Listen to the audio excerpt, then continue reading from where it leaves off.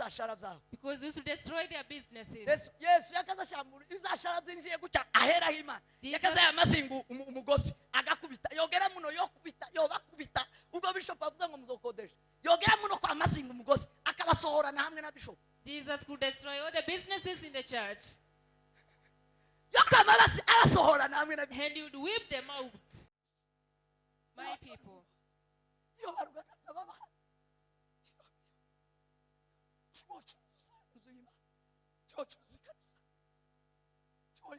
You cannot sell the church of God.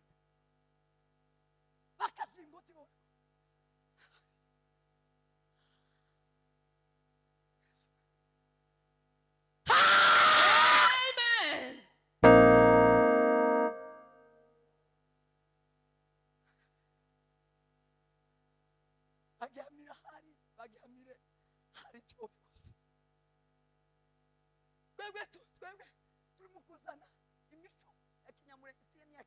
We are bringing some customs.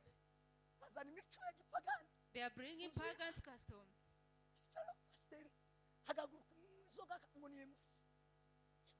And you bring a drunkard as the MC.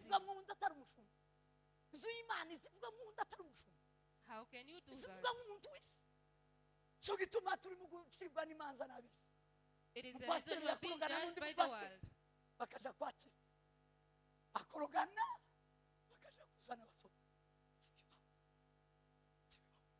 We should stop this.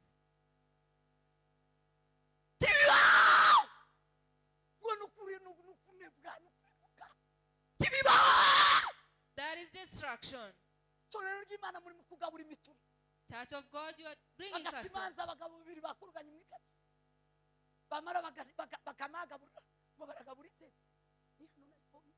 Churches are getting. I asked God and he told me that is not the way. That is not mine. Church of God. When did my church start? When did it become peace? When did my church split? When did my church split? Nothing else. But we are concluding. We are concluding. Eat Christ. He is the bread of life. Oh, hallelujah. Arakoze Bishop.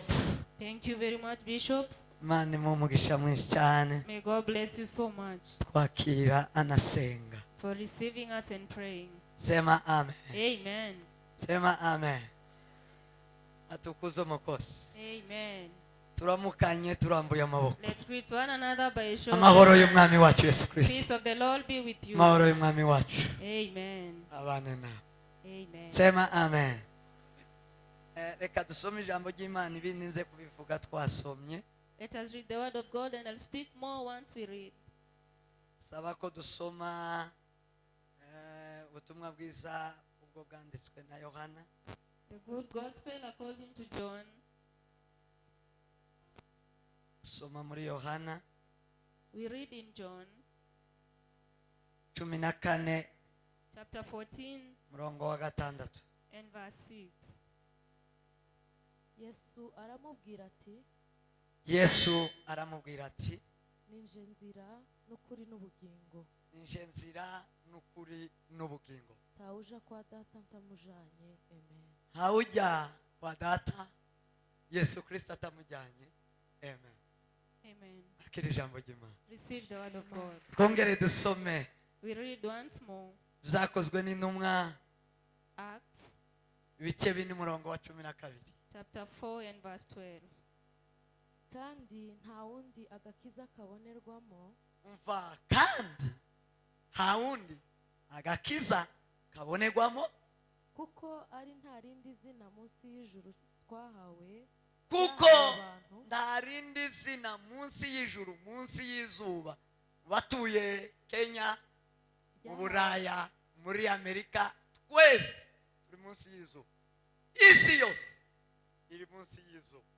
Isi yose nta rindi zina isi ya tugomba gukirizwamo. Dukwiriye gukirizwamo. Amen.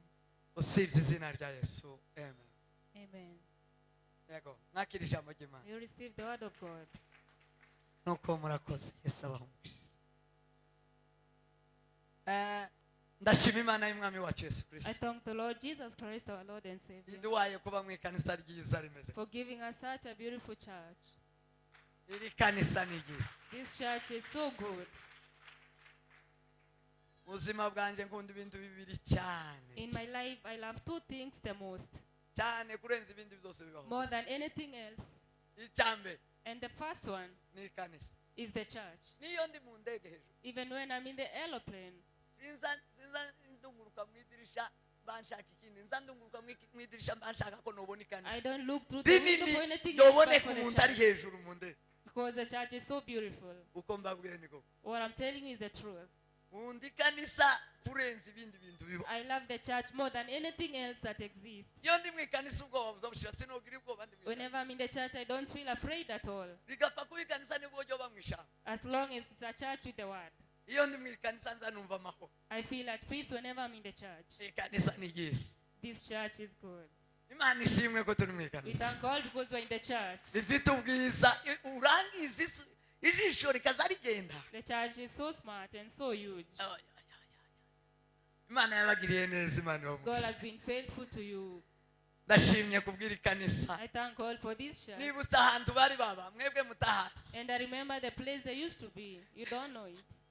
niko kugarukiraga bamara bagashiraho utundi twesikariye bamwe bicaraga hejuru It was just a very small space. ariko iririra rutajyarinda.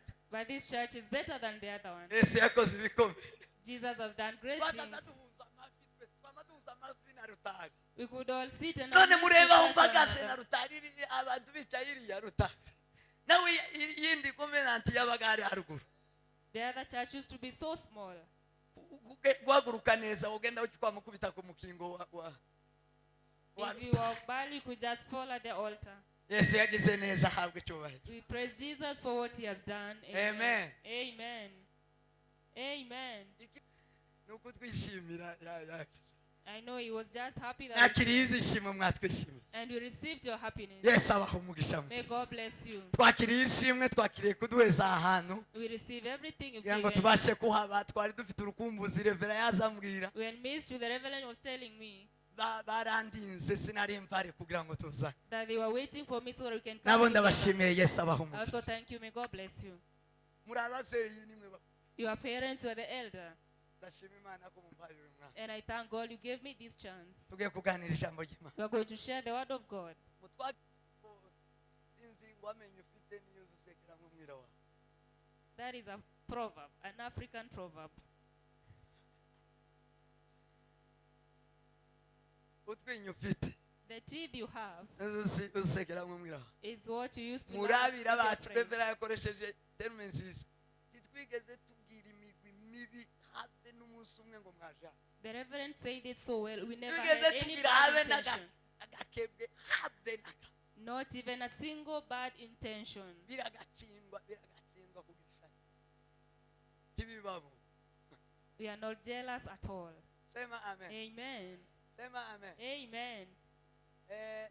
Nizashobora gusa. Ariko We were just busy, mutwakirira iryo shimo. but we received. Turabakiriye kuri uyu musozi. We welcome you in this mountain. Nimara ndababwira uburyo dusenga nje wawugeze gahombe. And I will tell you, we shall go about the prayers. Abwira uburyo dusengera uno musozi. The way we are going to pray for this mountain. Umaze kuba amakanisa agiye kuba ane avuga ururimi twumva. Now we have almost 4 churches who speak the same language as we Kandi do. ayo yose twayagezemo abo bose twarabakiriye kandi abo bose harimo ukuboko kwa. And we have received all of them. Amutima mubi. We have no bad intention at all. Turaza gusengera uyu musozi. We are going to pray for this mountain. Imana iri kwitweganyiriza itwereke. For God to bring us closer. Ibashe kugira izikoze. And then he can do something for us. Usomye aya magambo. We read these words. Iyo nshaka kuganira mu This is mwanya. what I want to share on for a short time. Jambo dusomye And the word we just read n'ijy'umwami Yesu. is of Jesus Christ. Abwira abigishwa. He was telling his disciples. Igice cya 14 In chapter 14, cyo mu byanditswe byera ubutumwa bwiza bwa Yohana. when you read the good gospel according to John, Yesu yazaganira n'abigishwa bavuye mu gusezera avuye kubasezera amaze kuboza ibirenge. Jesus was speaking to his disciples when he was about to leave them. Bari bafite ikiganiro cyo gusezerana wamara bozi pe It was a conversation to live. arimo abasezera agiye kugera ku rwego rwo gufa akazuka kandi akaja kwa data Because he was about to be crucified and go back to his father. hanyuma aganira nabo rino sha And he shared with them this word. sema amen Amen. arimo abasezera And he was bidding them goodbye. arabwira ngo ndimuhagarika imitima ya He said, don't worry. mwizera imana nanjye munyize Believe in your God and in me. mu rugo rwa data hariyo amazu menshi In my father's house there are so many iyo rooms. batarahari And if it's not the case, mbambabwiye I would have told you. ikanisa ritunganye gusa mu ijuru kuko riraja mu ijuru ukiri ngiyi iyi miryango yose niyo kuja mu ijuru All these doors are heading to heaven. sema amen Amen. atukuze pastor Amen. ayimidiyo bwana Hallelujah. uko twerekeyeyo We are on the way to heaven. tugiye mu bwami bwo We are going to the kingdom of heaven. sema amen Amen. arababwira ngo And he told them that icyari cyansanye whatever brought me kwari kuba kubanura was to save you. mwari mwerekeye mu nzira itaja mu ijuru Because you're on the wrong path. narije kuba kubanura I came to bring you to ngo the right mberekeze mu nzira ija mu and bwami take you to the right path. kandi iyo mu bwami And in the kingdom, hariyo ubuturo buruta ubwo mu isi there is a home that is better than the one you hariho have. ubuturo buruta ubwo muri There kenya is a home better than Kenya. hariho ubuturo buruta ubwo muri There afurika is a home better than hariho ubuturo Africa. buruta ubwo muri There amerika is a home better than hariho ubuturo USA. buruta ubwa australia And there is a home better than hariho Australia. ubuturo hariyo amazu There is a home, there are houses. iyo batarahari And if that is not the uburyo case, mbakunda the way I love you, uburyo mbakunda the way that I love you, urukundo mbafite the love I have for you, mba mbibabwiye I would have told you. sinoreka kubibabwira I can't hide it from you. sema amen Amen. yesu yigeze kubwira abigishwa Jesus one time told his disciples, kubera urukundo yabakunda because he loved them so much, arababwira ngo mwari abagaragu and he said, you people, ariko uyu munsi timukibaye abagaragu and now you're not my servants anymore. bagize inshuti He called them his kandi friends. igituma mbagize inshuti And the reason I make you my ni friends, ukugira ngo nze mbabwira ibya data so that I can tell you things of kugira my ngo nze Father. mbabwira amabanga ya yesu Tell you the secrets of heaven, amabanga the y'imana secrets of God. Ah! Hallelujah. Zamura amaboko tuvuge ngo Raise up your hands. sema amina Amen. kubagira inshuti Making you my friends ni ukugira ngo nkubwire ibyo mwadata is to tell you secrets of my Father. bagize inshuti I have made you my friends. ntacyo nzuva na data ngo ndeke kukibabwira Not the earlier from my Father, and not tell it to you. zoza mbabwira ibya data I will tell you things of my none Father. nimwakira ayo makuru avuga ngo Therefore, we will receive those news. haleluya Hallelujah. mu rugo rwa data hariyo amazu In my menshi Father's house, there are so many. iyo And abatarahari if that was not the case, I would have told you. asifiwe umukozi Amen. ayimidiwe bwana wa Hallelujah. muraho mundebegira amabwira amakuru yo mu ijuru Listen to the news from heaven. haleluya Hallelujah. sema amina amina amina Amen. Amen. amina amina amina Amen. Amen. Amen. yesu aravuga ngo ndabagira inshuti Jesus said, I'll make you my friends. ndabakura mu bagaragu tibazabamenya You ibyo will not be servants anymore. abagaragu tibazababwirwa amakuru yose Servants are not told everything. abagaragu tibazababwirwa amabanga yo mwana Servants don't know all the secrets. ariko ndakubwira inshuti But I'll make you my friend kugira ngo nzakubwira ibyo mu so ijuru that I can tell you secrets of heaven. dawudi na yonatani David and Jonathan, bari baragize ubushuti ngo buzingiranyije they were great friends. kandi aho ubushuti bwabo bwagaragariye And where their friendship was shown, n'igihe yonatani yakazabwira dawudi is ibyase the way Jonathan used to tell David things of his umuntu father. nakubwira ngo akugize inshuti itakubwira ibyase When person tell you they're a friend and then don't tell you a secret, uwo si inshuti ni iki that person is not a friend. sema amen Amen. atukuze umukozi ayimidiwe bwana wa yesu Jesus, abwira abantu he told people, arabibwira he told them who he is. muri iki gice In this verse, ndashaka kubabwira yesu uwo ari we I want to tell you who Jesus is bivuye ku buhamya bwe bwite from his own testimony.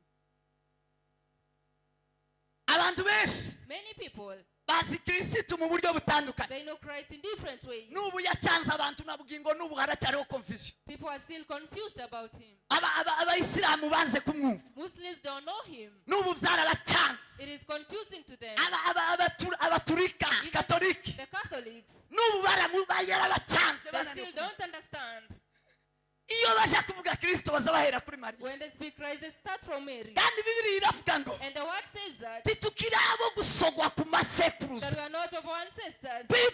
Not at all. abari muri kirisito yesu Those who are in Christ Jesus, ntibaze batekerezwa ku masekuruza they don't think of their fathers. oyaye No way. timwoja kuntekereza ngo muntekereze kwa ruganda gute You can't think of me and think of my muririmbyi father. yararirimbye The singer said that, aravuga ngo sinkiri uwa data na I mama don't belong to my father and n'uwo mu mother, ijuru but I heaven. kuko ngo ariho ntegereje umukiza wa Because that is why I'm waiting for my ko Savior. azava That he will come kandi from. naza And whenever he comes, azankura mu baganda he will take me from there. azankura mu bega And from those tribes, hamwe na ba bishopu batujanye abega bari ino bose there are so many tribes.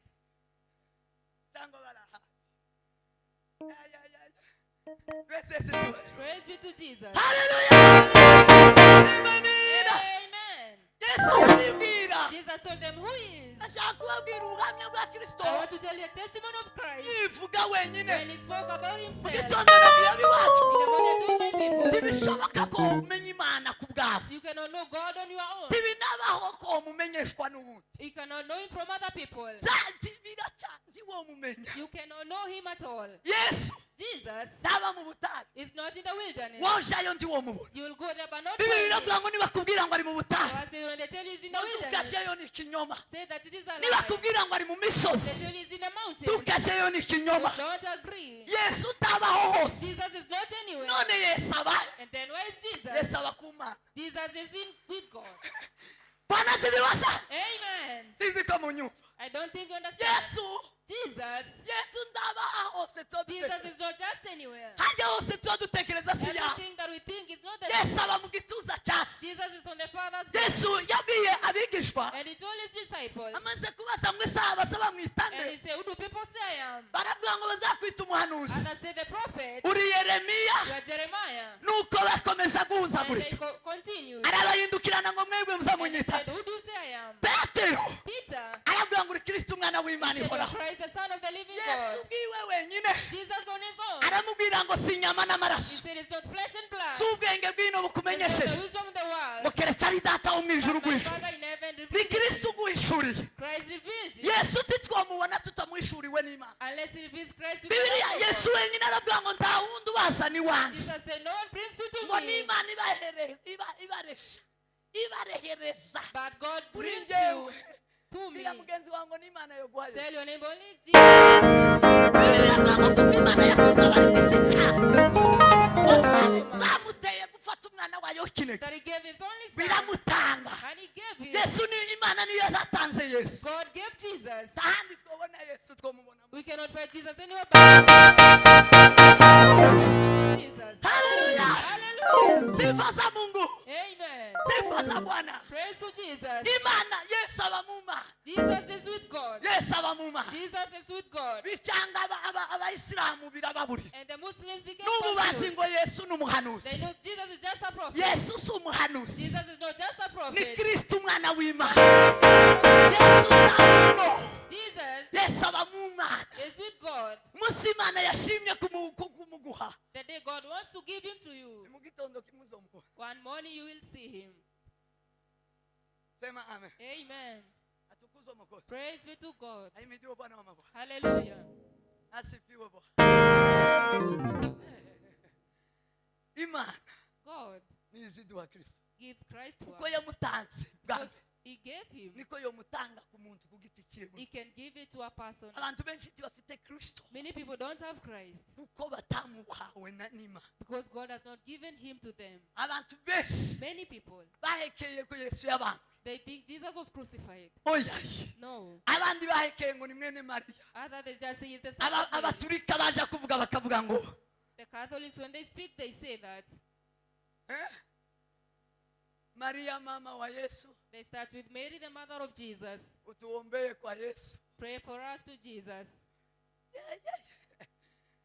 ta yesu mwabona muciye muri mariya You can see Jesus through Mary. taba You can't find him at all. tabamwe muri mariya He is not with Mary. tiwabona yesu muciye muri You mariya can't find Jesus through Mary. umunsi umwe yesu One day Jesus, yahuye n'umugore w'umusamariya he met with a Samaritan woman bahurira ku ruzi at the well. yesu aramubwira ngo And Jesus bakomaze told her, baraganira cya kiganiro they conversed as you know. yesu ageraho amwemeza neza And Jesus told her properly. watangara aramwizera And she was wamwizereye surprised. amayiruka mu mudugudu Then she changed the village wahuruza abagabo and bibiliya ni preached the kwizina gospel. ahuruza abagabo And he ahuruza was abantu there. bose nimuze murebe yesu Come and muze see murebe Jesus. umuntu uri hano wambwiye ibyanjye Come byose and say, a person told me ngo everything baraza about me. yesu arabwiriza And Jesus preached yesu to them. arabigisha Jesus taught them. ngo baramwumva And they heard bose him. ngo baramwizera And they believed in wamare him. kumwizera After believing him, bafata konkirizo they took a abo conclusion. bagabo ndabakunda And I love those men abo so much. bagabo ndabakunda Foster. I love those men. Narahejeje. Bafata kongirizo barandika baravuga ngo They took a conclusion that titwizeye Yesu Kristo ku makuru avuye kuri uyu mugore. Uyu ni muramu wanje. Titwizeye Kristo, we don't believe in Christ kubera amakuru twabwiwe because n'uyu of the mugore. news we had from this woman. Ahubwo But twamwiboneye we have had him with our turamuhawe. Haleluya. Hallelujah. Sema amina. Amen. Turamuhishuriwe. We have seen him ourselves. Si amakuru y'imbarirano nayo It kubona. is not just news we have. Yesu si amakuru yo kubwirwa. Jesus is not just Yesu ni amakuru yo guhishurirwa. that is a Ni revelation. amakuru yo kumubona. It is a revelation Kandi to see him. tumuhabwa n'Imana. And you are given by God. Sema amen. Amen. Nta muntu wabasha kuvuga Yesu ko ari. No person can speak that Jesus Keretse is there Imana yonyine imuguhishuriye. unless God himself reveals him to you. Igituma abantu bananiwe kumwizera na bwingo The n'ubu. reason people don't believe in Si Jesus uko batamubwiwe. know that they don't hear about him. Baramubwiwe. They have heard about him, Ariko tibamumenye. but they don't know him yet. Bafite amatwi. They have ears, Ariko tibumva. but they don't hear. Bafite amaso. They have eyes, Ariko tibabona. they don't see. Nta muntu wamwibonera. No person can see Jesus. Nta muntu wamuguha. No person can give Ntawe it to you. nenda kubaha. No one. Ariko ndababwira amakuru ye. But I tell you the news. Sema amen. Amen. Sema amen. Hallelujah. Imana data nishima. We thank God. Iramubahishurira. He gives him to us. Iramubahishurira. He will reveal him to you. Sema amen. Amen. Sema amen. Hallelujah. Yesu arihishura. Jesus reveals himself Avuga muri ibi bice dusomye. in the verse we read. Aravuga ngo nije nzira n'ukuri And he n'ubugingo. said, I am the way, the truth, and the life. Nguwo Yesu. That is Jesus. Yesu si mwene Mariya. Jesus is not the son of Disikuru God. yose yafashe yibwira abantu. That is what he told people. Disikuru yose Imana data yafashe imubwira abantu. Every time Jesus took to tell him, Mu gitondo twavuganye ko Imana yamubwiye abantu inshuro zitatu. we said 3 times Jesus told people who he is. Inshuro ya mbere yamubwiye abantu. The first time he told people, Yamubwiye abantu Yesu avutse gutya mu isi. Indirimbo yamimanuka abakorari bamava mu ijuru. Bamabaza bararirimba ngo icyubahiro kibi cy'Imana mu ijuru. Ngo no mu isi amahoro. when Kubonye Jesus was born, the song was sung. Yesu in gutya heaven. yaravutse. Jesus Iyo and ni people. Imana yonyine yamuhamagaye. God himself told people. Yazimubwira abantu. He was telling people Abari who mu he isi is. nimumwakire mwakire amahoro. People that will receive him and receive peace. Yesu ni amahoro yawe. Jesus is peace of the Yesu world. ni amahoro yawe. Yesu ni amahoro He is peace, Jesus. y'abamwakiriye mu isi. Of all who receive him. Ayo and ni not. amakuru yo mu ijuru y'Imana News from data. heaven with God. Imana yongera kumuhamya. God once again testified him. Yonyine umunsi yabatijwe. One day he was Umunsi baptized. Yohana yamubatije. The day he was baptized. Yaramwikije mu mazi gutya ngo When he was amwirure. put in water and brought up, Umwuka wera wamumanuka uja the Holy kumwituguza. Spirit came on his Wamubwira shoulder. ngo nguyu mwana wanje nkunda. Said, this is my beloved son, Kamwishimira. and I rejoice in him. Nimumwumvire. Hear him. Yes. Jesus, Iyo ni Imana yonyine ijuru. God himself revealed him. Imana yavuganye n'abantu iramubwira ngo uyu ni Kristo. God spoke with people and said, Uyu ni this is umwana Christ. wanje nkunda kandi This is my ndishimye. beloved son, and I rejoice in him. Nimumwumvire. Hear him. Imana yongeye kumuhamya muri God Petero. once again testified him through Peter. Yesu yamamubwira ngo si inyama n'amaraso n'Imana da. Jesus said, it's not blood and flesh, Yes. but Jesus. Yesu azahishurwa n'Imana Jesus is revealed by God, akongera akishura wenyine and gusa. he reveals himself as well. Sema amen. Amen. Aravuga ngo ni inzira n'ukuri He said, n'ubugingo. I'm there with the truth and Ntawe the ujya life. kwa data ntamujya. No one comes to the Father but through Inzira me. ni nyinshi mu isi. There are many ways on the world, Ariko inzira ija mu bwami ni imwe. but the way to heaven is Nimwe just one. rudendo tigira ubukatirizwa. Just one way, Tigira amarompwe. and there are no corners. Pipita rompwe. There are no roundabouts. Yesu tiwe. Praise be to Jesus. Hallelujah. Amen. Ukuga mwabwira ngo none aya ni amarompwe Covenant hano. Church of Christ hano haruguru.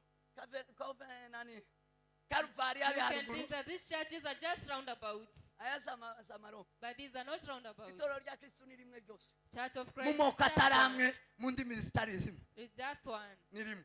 Just one. Uko inzira yabo ni imwe. Because only one way. Bagira ibarabara rimwe gusa. They have only one way. Inzira ni imwe bose. One path Ija mu bwami bwo mu ijuru. to the kingdom of Ni heaven, Yesu Kristo.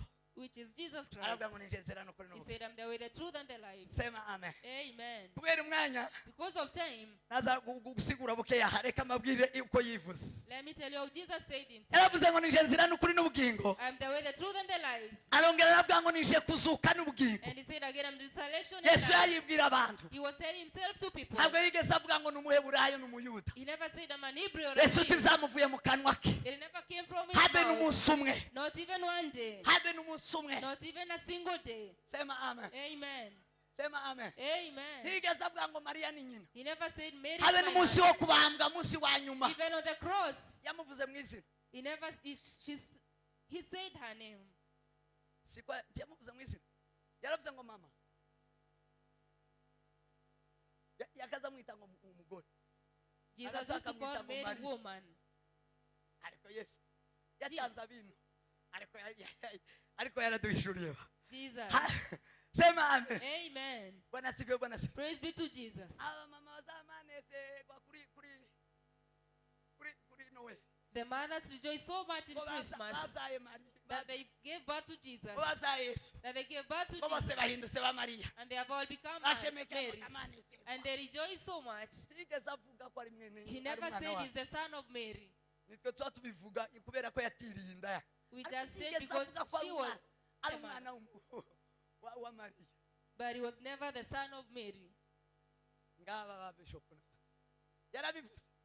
Did Yesu Jesus ku say, musaraba yabwiye Yohana namubwira ngo reba. on the cross he told John, Reba Maria. look after Mary. Yavuze ngo uzondebere mama.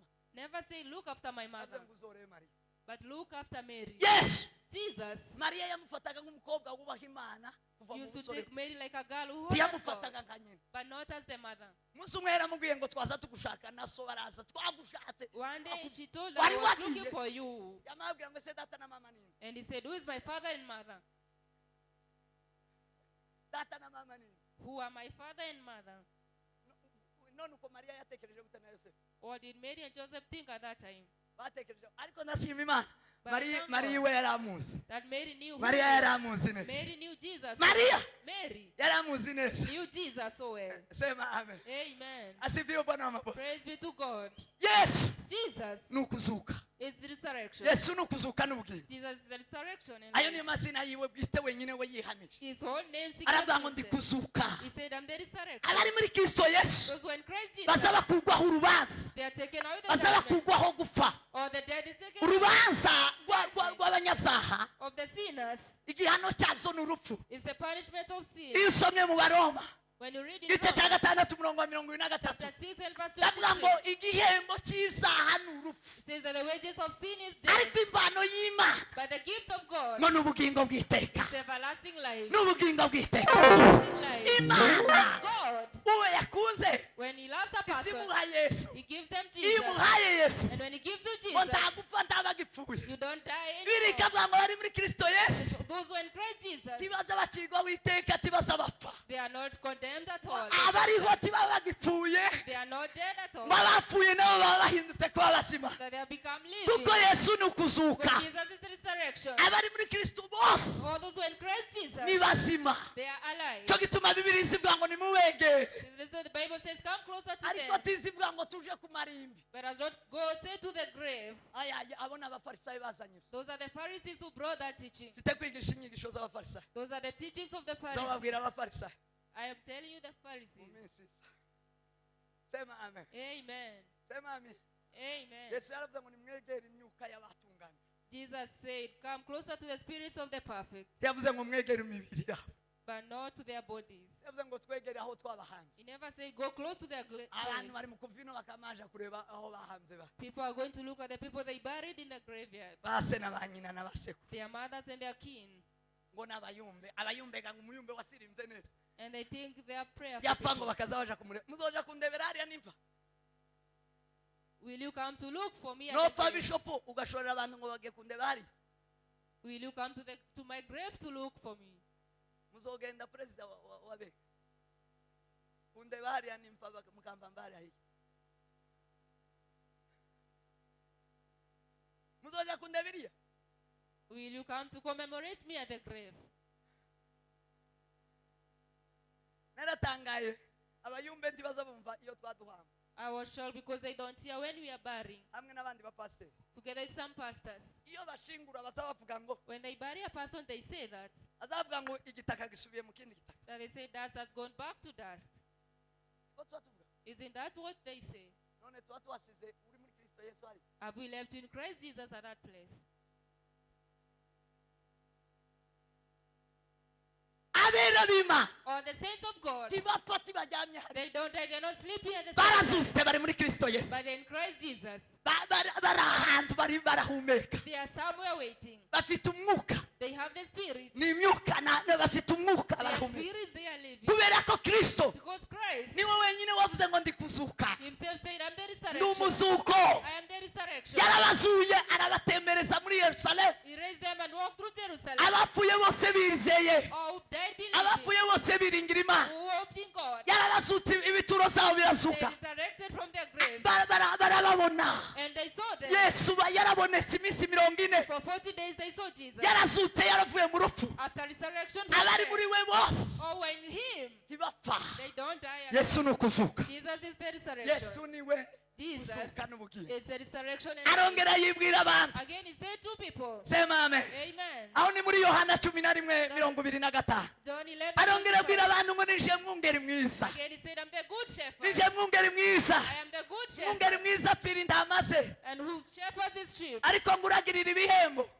utari umwungeri bwite ngo kandi n'intama atarize iyo abonye isega rije ngo asiga intama agahunga isega rigafata intama rikazifata rikazitata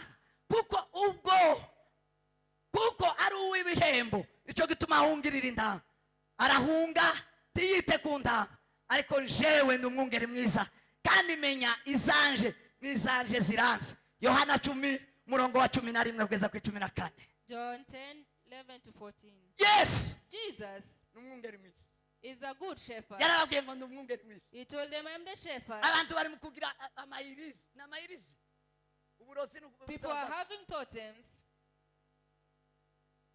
irizi uburozi Totems. kamubona umugabo And you find a man akamashira ikintu hano ku mukaba having something on the bed. abagore nabo bakama Same bisiga place andi to the mafu women. ibintu bakama bisiga And they hide asengeye things. umuntu hano hakurya gidurahi I prayed for a person down here wari urwaye who was sick. muracyari no Are we still together? nati sema amen Amen. mukobwa wari urwaye ndamusengera A sick girl, I prayed for her. musengeye And after praying for Imana her, irambwira ngo uyu muntu God said, this person, uyu muntu this girl, yaratanzwe ari kwa shitani has been given to the devil, has been offered. uyu mukobwa ari kwa shitani And it's this girl at the devil's house. ndasenze And I kept praying. abadayimoni ngo se kuradukura And the demons, hano ni iwacu this is our home. Where do you want hano us ni to go? iwacu hano ni iwacu This is our home. uyu ni iwacu This belongs to us.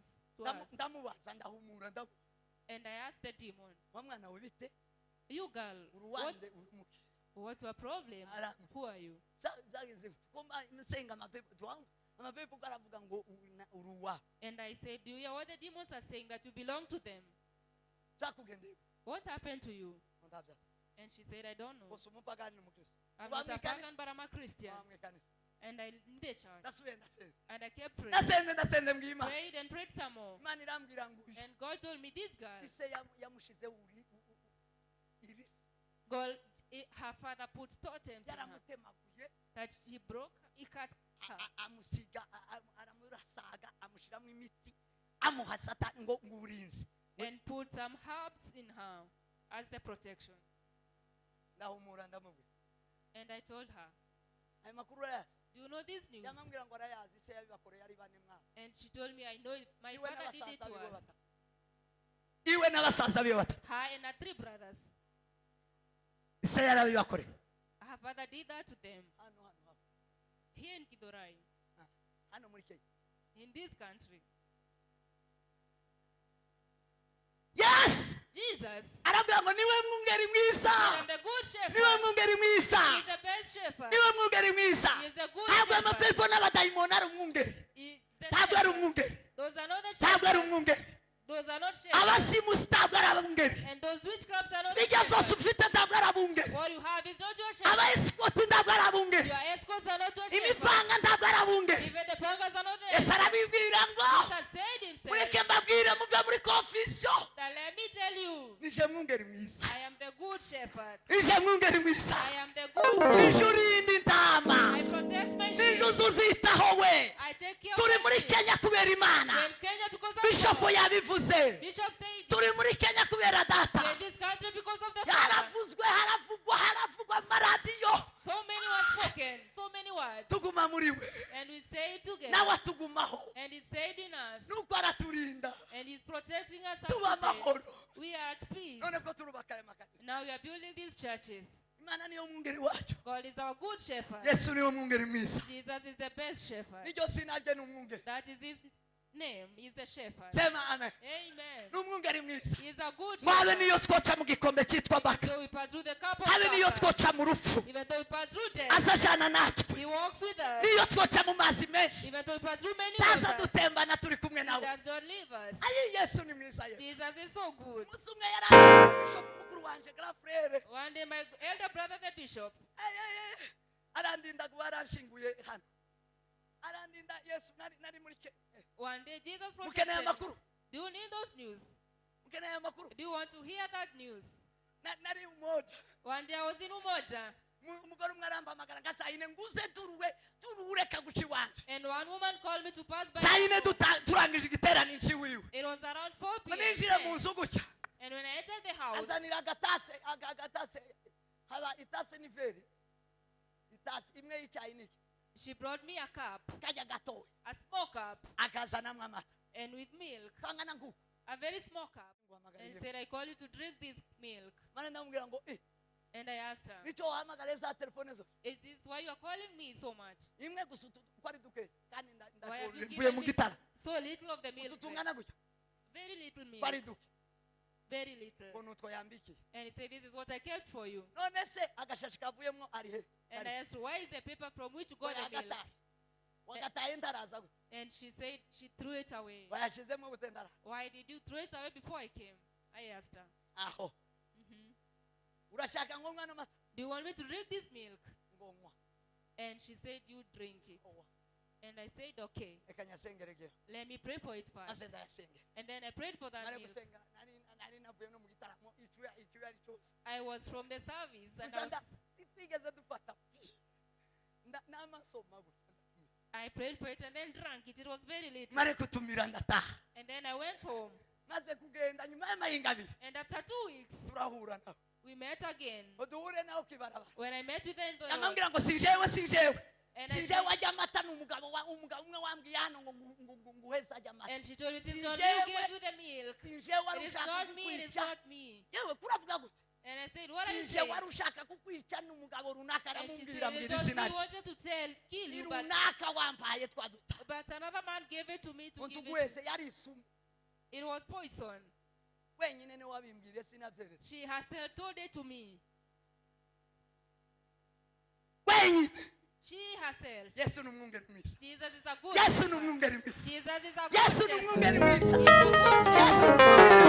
ni umwungeri mwiza yesu ni umwungeri mwiza Jesus is a good yesu ni umwungeri mwiza Jesus is a good shepherd. nizomuvaho yesu Jesus is a good shepherd. yesu ni umwungeri mwiza He is a good shepherd. Amen. asifiwe bwana wa Praise mama be to Jesus. ahimidiwe bwana wa mama Hallelujah.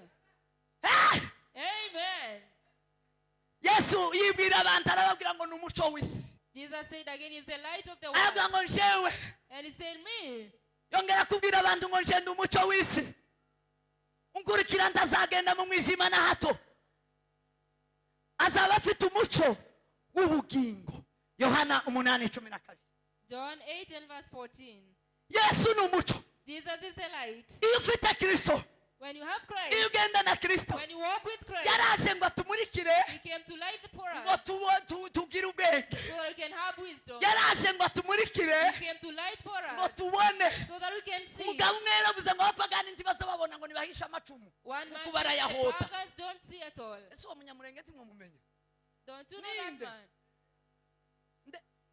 ndereya ariko ndereya ndarayo basigaba nawe ni umugabo rwose ariko ni umupapa mwiza abapagani ntibaza babona The pagans don't see. abapagani baba mu The mwijima pagans live in darkness. bohota amacumu They just pass around. bohota amacumu baba mu mwijima They are in the darkness. umuco gusa ni kristo The only light yesu is niwe muco wacu Jesus is our light. yesu niwe utumurikira Jesus lights the path for us. tukamenya ikibi n'icyiza And you know the good and the bad. abapagani ntibazi gutandukanya The ikibi pagans n'icyiza don't know the difference. iyo uri mu mwijima tuzi utandukanya When in the ibintu darkness you can ariko iyo differentiate. uri mu muco But when in the light, umuco in the light, umuco umuco ni mwiza Light is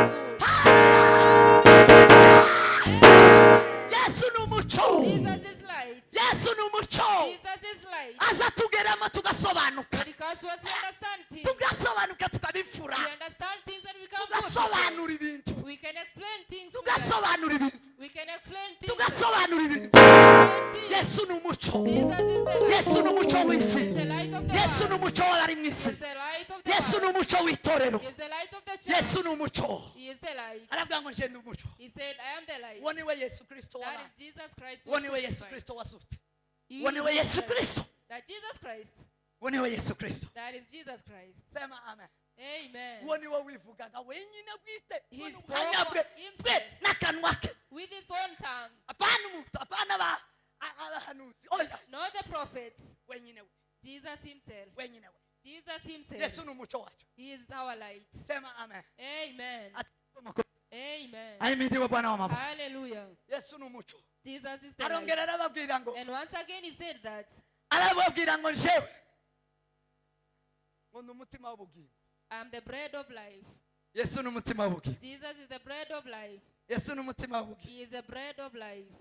bibiri iravuga ngo The word says that yesu arababwira ati nije mutima w'ubugingo uza aho ndi ntazasonza na hato n'unyizera ntabwo azagira inyota na hato ariko ndababwira yuko mwambonye nyamara ndi mwanyizera uwo data yambaye wese aho aza aho ndi kandi sinzamwirukana na hato amen Amen.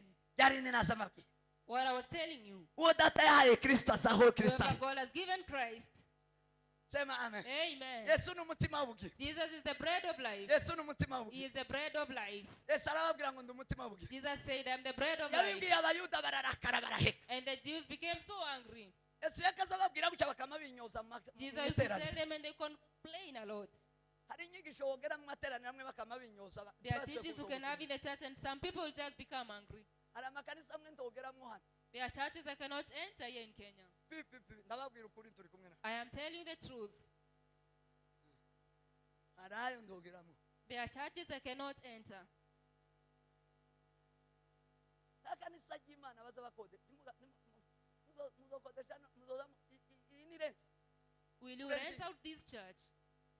ikanisa ryiza gutya muri rentinga Will you rent out this church? indabaza I'm asking. muzoretinga Will you rent this church? mwamva bishop tazosa kuntumira ngiye kubibabwira tizosa kugera hano I'm going to tell you the truth. twese yesu tuba Praise be to Jesus. haleluya Hallelujah.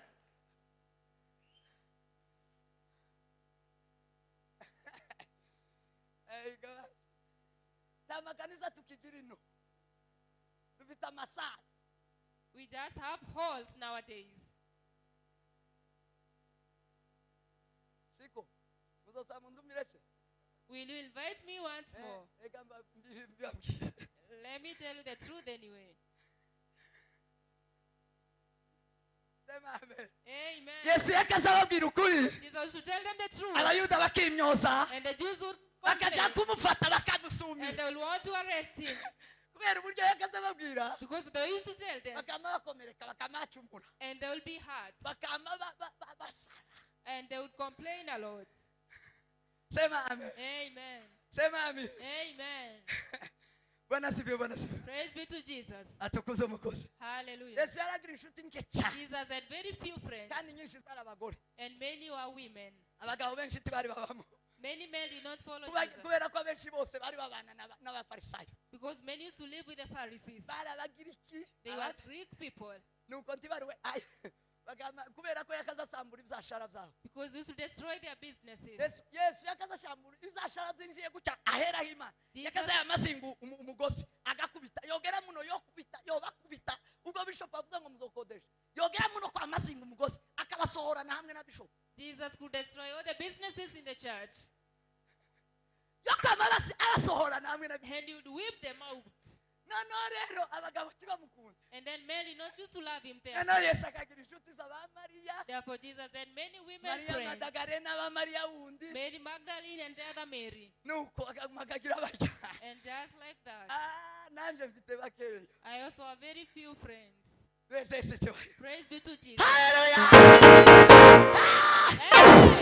Amen. Amen. Yesu arababwira ngo niwe mutsima Jesus said, I'm the bread. uzandya wese Whoever will eat me, uzandya wese whoever will eat me, tazasonza na hato will never get hungry at all. tazasonza na Will buke never get hungry. tazasubira kugira inzara They ye will not hunger anymore. azaba ahagijwe But they will be muri iyi nzara satisfied. avuga ngo nje numva mpagijwe n'uwo Yesu And the artist said, Namenye. I'm satisfied by the Jesus I numva know. mpagijwe n'uwo Yesu I'm namenye satisfied by the Jesus I ngo know. abayuda bama barakara And the Jews became avuga angry. ngo twebwe tujye umuntu And he said, how can we eat a person? n'uworya yorya mwene Yosefu Even though you eat, how can you eat the son of Abakene. Joseph? uyu mukene uri mu kutwishima hejuru ni This very poor kid. hari abavuze ngo kariya gahungu kariya kana And they used to say, that young boy. yewe sinkiri umwana ngiye ufite imyaka 40 yeme And you say, I'm not a child, I have 40 years. nuko banshingiye nyuma babishop banshingiye ejo bundi It's because I got ubu married a few years ago. mbanshingira But mbafite now I'll be marrying my kids by now. iyo munshingira mbere hose tubaba bavuga ngo kaka I wish I got married earlier. sema amen Amen. sema amen Amen. babwiye umugabo w'umusengeri wacu baramubwira ngo uge muri akanisa kariya kana ngo One day kariya kana they told a pastor, we're going to that church of that young man. urakazi ngo kazogutuka Do you know that young boy? He will abuse you. yewe nzandukana Do I really abuse people? yewe nzandukana kwe Do I abuse people really? yewe notukana Can I really do that? biravuga mu Baroma The Bible says in Romans ibice 3:17 chapter 3 and verse 17 ngo ababesha bose n'abanyeshari that all the liars and the jealous inzira people, yabo nija kurimbuka their way is to perish, narabimenye destruction. sinotukana abatukana bose n'abawe I cannot abuse anyone. yewe notukana I can never do abo that. ni abanyamurenge bahano babe Those are my tribemen who said abibwiye that. abantu wowe ni wowe wenyine wanyibwiye They were telling people kubera ko because nza mbabwira ibyo bubatseho I tell things which they are built on. bizokunduka bwira mugenzi wawe ngo bizokunduka Tell your neighbor it will be Ibikenyeri. destroyed. ibikenyeri imico n'imihango Customs bizakunduka and religion will be destroyed. abakiriye kristo bose Or who receive Christ, ntibakiri mu mico n'imihango they don't belong to customs. oya genda barahiye mbabwije I ukuri tell you the truth. ntibakiri mu mico n'imihango They don't follow customs and taboos. oya habe niyo woba inde None at all. ntibakiri mu mico n'imihango They don't belong there ni ibyaremwe bishya because they are new creation. sema amen Amen. sema amen Amen. ikanisa bibiri zivuga ngo izitwa inzu yo gusengerwa The Bible says the church will be called the house of si prayer, inzu y'ibyashara not a house of business. iyi This, nimba ari ikanisa rya kristo if it is the church of Christ, izitwa inzu yo gusengerwamo it shall be called a house of ariko prayer. tizitwa sare yo gukodesha amareception n'abanyamibimina But not a hall for any other business. siyima ni None. sare ntabwo ari ikanisa It shall be a hall and not a church. ikanisa rya kristo The church of Christ niyo gusengerwamo gusa is a house of prayer only. n'ahandi abantu bazaturirwa imitwaro It is a place bibiri iravuga ngo ijisho ry'imana rizaba ngo muri iryo kanisa yerusalemu ikanisa ryo muri yerusalemu Jerusalem, the church of Jerusalem, kanisa imana yari yarabwiye a church God loved so much. salomo araryubaka Solomon and iravuga ngo Peter, nzohashyira ijisho ryanjye and he said, I leave my ngo eye mbashyire n'ugutwi kwanjye and my ear. ngo hazaba umutima It wanjye shall be my ngo heart. hazaba n'izina ryanjye It shall be in my name. Ah! Hallelujah. Ya, ya, ya, ya, ya. Amen. iyo mutasenze Whenever we don't pray, iyo tutateranye gutya if we don't come to service like we ntibivuga have, ko ibaye vacant it does not mean it's vacant. vacant ni iki Vacant. Empty. ntibaye inzu yo gukodeshwa nk'ubwo mutasenze It does not become a house for renting. harimo ijisho ry'imana The eye of God hariho ugutwi and kw'imana the ear of God, hariho umutima the w'imana heart of God is hariho izina ry'imana there is the name of God. iyo bishop atazi If the bishop has not come umuntu w'ingumba and a barren woman yoza agaturuka hariya mu mujyana can come at the iriya mu door, ikona there at the corner, akaganyawa and then bibiri zitubwira the Bible ana says that yari ingumba ntiyaje bateranye ntiyaje hariho amateraniro she never came for service yaje at all. hatariho There amateraniro was no service at all. wasengera inyuma ntiyarazi Then ko she hariho prayed at the n'umuntu back place. ngo naho eri umutanzi yeri nawe yicaye ino Priest, ntiyarigeze amubona He never saw her. yari yaje umunsi utari w'amateraniro She came a day of ngo no asuka amaganya service yiwe ku mana and brought eri her. ngo aramubaruka aramubona And Eli ngo amubona aramuvuga ngo se and he said, wa mugore we witsindwe n'iki you drunk ko woman. wavuga ijwi tirisohoke Why is speaking this no sound? wasinze gute How can you be drunk? aramubwira ngo sindi umugore w'ikigo giho gusinda And Anna said, I'm not a drunk woman. sema amen Amen. ngiki kindi nzanyangira inzoga That is why umuntu I wese hate unywa beer. inzoga ni ikigo Any person who eat beer, drink beer is a fool.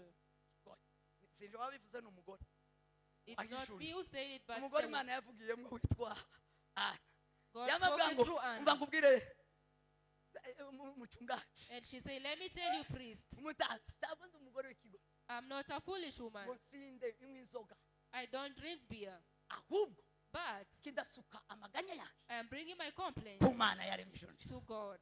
umutima wanjye My heart, wamenekeye imana I'm pouring it out to God. eri aramubwira ngo genda And Eli said, go. imana igusubize May God answer you. yasubijwe tudateranye She was badatera answered on a day there was no iri service. kanisa This church, nimba ari ikanisa rya kirisito if it is a atari church of sare Christ atari sare ya bizinesi and not a hall for sare de bizinesi a hall for aya business. ni amabizinesi These are businesses. bizinesi Business halls. yesu yarakariye ababizinesi imana ibazanye mu itorero Jesus was angry at the business people in the church. noneho itorero ry'akazi aritamba The church could bring ngo bakagura intama bakagura ihene bakazana bakaza gutambira imana and they would sell to the church. noneho abacuruzi bama babimenya reka bazabegereza abantu wari woja nta sadaka bakamwegereza isoko yamiba iruhande And the businesses people came closer to the church. rw'ikanisa hekari noneho mu isoko ibaye aho And the church was close to the church. abantu umuntu akamahitana nyine aba yaje nta sadaka akamahitana akinjira A bakara person could buy and enter into the church. ngo buce bama bazinjiza And indani then they entered. ahantu Into ko the church. habaye ubucuruzi reka dushire naha nibyo byibyo byinjiye hano iwanyu muri konvena That is what is coming to this church. ifaranga nizo hanze ubucuruzi n'ubwiriye hanze Business ariko belong outside, but muno ni here ukuramya imana no it's kwegeza to worship and honor God only. kubera uburyo mwakunze ifaranga mwarazikuruye zirusha Because of that you love money, ko you pull it now into muracuruza muri the kuri church. rutari ko muracururiza hano kuri rutari Now you are selling at the altar. inzu yaje zitwa inzu yo My gusengerwa house shall be called the house yesu of ngo prayer. ahageze When Jesus came asanga inuma and found and doves, iri riracyari kanisa and he has, is this still the church? iri ni kanisa This is a church. nta rindi bari bafite They did not have any other church. ryari iryo Only that. ngo ishaka ry'inzu ya se riramurya And the zeal for his father's ishaka house. ry'inzu y'imana The riramurya zeal for the father's house. riramurya It is, yesu arahinduka and Jesus changed. arabasohora yezi kanisa And he brought them all outside. musohore izo He bizinesi changed yorari them all. nimureke mupfe ese iyo mupfuye mugapfa muri kristo Amen. govenanti murasaba mwakire haleluya murankunze yemwe Do you still love me, Covenant Church? haleluya haleluya Amen.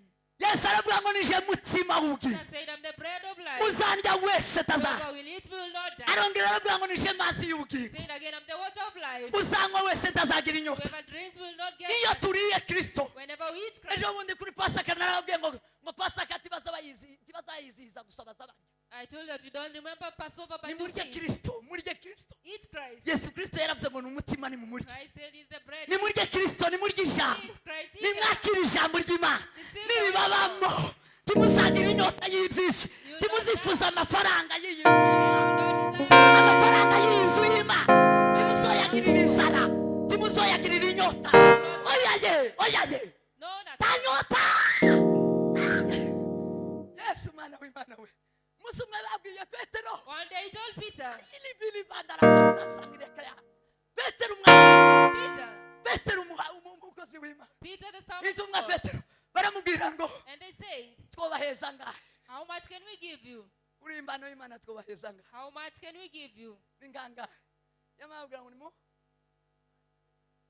fani feza za Take away your gold also. ikute mwana niwe kubwira abantu ngo niba fani feza za How can you not tell people to take away ni their money? kanisa kiririma For this church, fani feza za take away your money. imbano y'imana ntigugwa This is not inzu for sale. y'imana The ntizigugwa house of God is not for inzu sale. y'imana You ntizicuruzwa cannot buy the house of izitwa God. inzu yo It gusengerwa shall be called a house of prayer. bene wacu abanyamurenge And in our tribe, abanyamurenge baranebwe barapfa barapfuka abanyamurenge a lost tribe. abanyamurenge barapfa abanyamurenge barapfa My people, iyo baruga gasaba abana cyocuza inzu y'Imana cyocuza ikanisa cyocuza You cannot sell the church of God. bakazingoti bo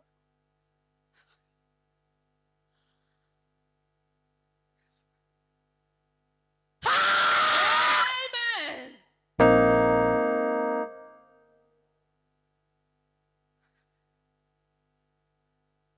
baryamira hari baryamire hari cyo bikoze twebwe turi mu kuzana imico ya kinyamurenge siye ya kinyamurenge We are bringing Barambiwe some ngo si uwa customs. kinyamurenge bazana imico ya gipagani They are bringing pagans customs. cyaro pasiteri hagaguruka inzoga ngo ni MC And you bring a drunkard as inzu the y'Imana MC. isivuga mu nda atari umushumba inzu y'Imana isivuga mu nda atari umushumba How can you do isivuga that? nk'umuntu wese cyo gituma turi mu gucibwa n'imanza n'abisi It is the Pastor reason you are being yakorogana judged n'undi by the mupasiteri. world. bakaja kwakira akorogana bakaja kuzana abasore We should stop this. tibibaho ngo nukuri nukunebwa nukuremuka tibibaho That is destruction. torero ry'Imana muri mu kugabura imituri Church of God, you are bringing bagata customs. imanza abagabo babiri bakuruganye mu ikati bamara bakamagaburira ngo baragabura ite Churches are getting. nabibajije Imana irambwira ngo izo tibituke I asked God and he told me that is not the izo way. tibivi iwacu That is not mine. kanisa ry'Imana ryabaye imituri ryari Church of God. ryabaye izo kugabura ryari When did my church start? ryabaye missing? ibice ryari When did it become peace? ryabaye ibice ryari When did my church split? ryabaye ibice ryari When did my church split? nta kindi Nothing else. turashonje But we are concluding. turashonje We are concluding. turashonje murya Yesu Eat Christ n'umutima wuki is the bread of life.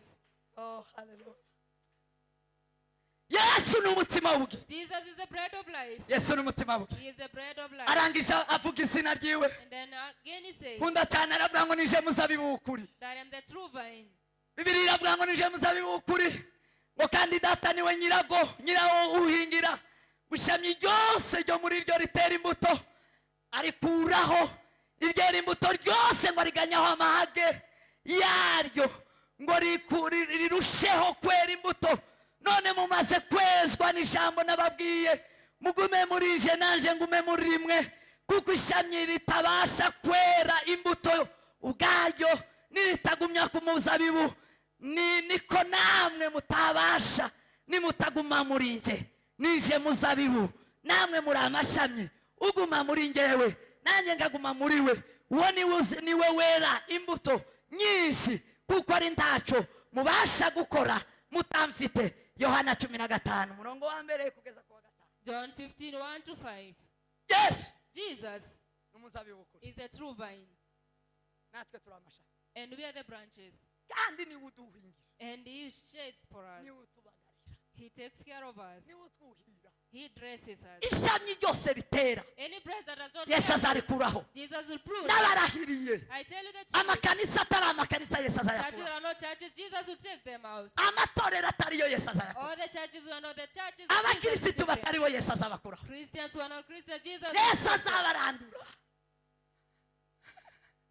bazarandurwa They shall be destroyed. bazakugwaho They shall be pruned. Yesu n'umuzabibu Jesus is the vine, w'ukuri the true vine. muri we nimwo turonkera In him we get everything. Yesu Imana yaramufashe Jesus, imwuzuza byose he gave everything to Jesus. imendekeye gutyo Let me stop at that. nakoze ku mico sinoba nkikomeje I cannot continue the customs. Yesu Jesus, Imana yafashe Yesu God took Jesus imushiramo zose and wrapped everything in him. icya mbere yamushizemo The first thing he put in Jesus gikomeye kizagituma turi muri we twera imbuto that is great, that makes us bear fruits in him. yamushizemo ijambo rye He put in him his nta word. wundi wasohoje ijambo ry'Imana uko riri usibye Kristo No one fulfilled the word of God but Christ. muri we In him nimwo turonkera nimwo tuvoma ijambo we receive the word twamara tugashisha and then we grow. tugashisha We grow. sema amen Amen. sema amen Amen. Yesu Jesus niwe wenyine is the only one wasohoje who fulfilled amategeko the law. nta muntu n'umwe barayananiwe No other person did. twese twarananiwe All of us we failed. yesu wenyine Jesus alone niwe wasohoje amategeko ye fulfilled the laws of God. arayuzuza we He fulfilled them all. iyo turi muri we When we are in Him, turayashobora we fulfill the kuko laws. dushobozwa byose Because everything na kristo duhimba we are able through Christ. kandi bavuga ngo nta mategeko Those who say there is no law, abari muri kristo barayashobora those in Christ Jesus fulfill the ariko law. abari inyuma ya kristo But those who are behind Him, tibo yashobora they tibayabasha cannot be able. yarabananiye It is so hard for them. azi kumanya kangahe They have tried so many ase times, n'ubishoboye but they cannot. ariko inyuma ya kristo Behind Christ, ntibishoboka it is not possible. sema amen Amen. yesu Jesus ni imana is God. yesu Jesus ni umwuka is Spirit. yabwiye filipo He told Philip, aramubwira ni filipo aramubwira ngo umbonye ababonye and he said, whoever has seen me has seen my Father. toma ni toma cyangwa ni toma ni filipo yaramubwira ngo umbonye ababonye imana He said, whoever has seen me has seen God.